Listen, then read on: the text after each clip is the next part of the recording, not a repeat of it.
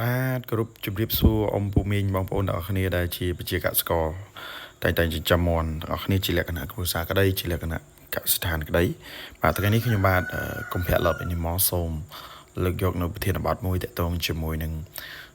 មាន់ដែលមានបញ្ហាជំងឺដែលបងប្អូនទាំងអស់គ្នាចិញ្ចឹមយកចិត្តទុកដាក់យ៉ាងល្អិតល្អន់ក៏ដោយនៅតែមានបញ្ហាខ្លះកើតឡើងជាពិសេសអ្នកដែលចិញ្ចឹមតែមានបទពិសោធន៍កន្លងមកយើងដឹងហើយថាក្នុងមួយវគ្គយើងតែមានជួបប្រទះបញ្ហាទៅលើកូនមាន់សាច់ឬក៏មេបាដែលវាមានរោគសញ្ញាក្នុងករណីដែលមានបញ្ហារោគសញ្ញាដូចជាទុនដៃទុនជើងហៀសបោរាកសរាកខៀវក្តៅខ្លួនមិនចង់ស៊ីចំណីមិនចង់ដើរឬក៏សំកុកធ្លាក់ស្លាប់ជាពិសេសពេលខ្លះគឺងាប់ដែលមិនមានមូលហេតុបាទថ្ងៃនេះខ្ញុំបង្ហាញពីថ្នាំដែលត្រូវនឹងជំងឺទាំងអស់ហ្នឹងដែលយើងអាចការពារឬក៏យើងអាចព្យាបាលបានហើយយើងផ្ញើបានទៅគ្រប់ខេត្តក្រុងទាំងអស់ដែលបងប្អូនអរគ្នាអាចត្រូវការកំងបាទមិនថាមាន់មិនថាទាទេប្រភេទបាក់សីមិនថាកងាន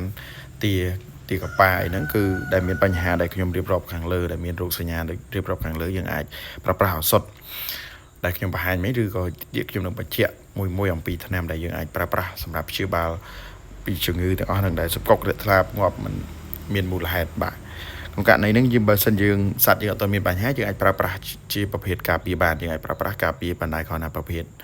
អង់ទីយ៉ូទិកយើងការពារបានក្នុងរយៈពេលខ្លីដល់ឡែកចំពោះប្រភេទវ៉ាក់សាំងបានយើងការពារក្នុងរយៈពេលវែងបាទមានទីលីកដុកមានជីប៉ារ៉ាស៊ីនឬក៏ LH ឬ Spectinomycin និង Norfloral បាទអញ្ចឹងករណីដែលបងប្អូនអរគ្នាមានរោគសញ្ញាចិញ្ចឹមមាន់ហើយមានរោគសញ្ញាក្នុងបញ្ហារាកសរាកខៀវងាប់ដោយមិនដឹងខ្លួនធ្លាក់ទៅលើបង្កងឬក៏មើលក្នុងសម្បុកទៅមានងាប់នៅក្នុងសម្បុកទៅលើមេបាដែលក្រាបពងអញ្ចឹងយើងប្រើប្រាស់ឱសថនេះបងប្អូនអាចសាកល្បងប្រើមើលនឹងដឹងពីគុណភាពហើយបាទយើងអាចបញ្ច្រកវាផ្ទាល់មកតែម្ដងឬក៏យើងលាយបំមាន់ច្រើនយើងលាយទឹកឲ្យវាផឹកឬក៏លាយចំណីក៏បានដែរហើយករណីបងប្អូនអរគ្នាមានបញ្ហាមាន់ដែលស្គមស្គាំងមិនធំធាត់ចង់ទម្លាក់សន្លឹកទម្លាក់ព្រូនេះក៏មានដែរបាទអញ្ចឹងដូចជានេះខ្ញុំបានយកឱសថទៅផ្ទាល់ទៅដល់កន្លែងដែលមកទាដែលមានបញ្ហាដែលវាស្គមស្គាំងឬក៏ងាប់គ្មានមូលហេតុគឺយើង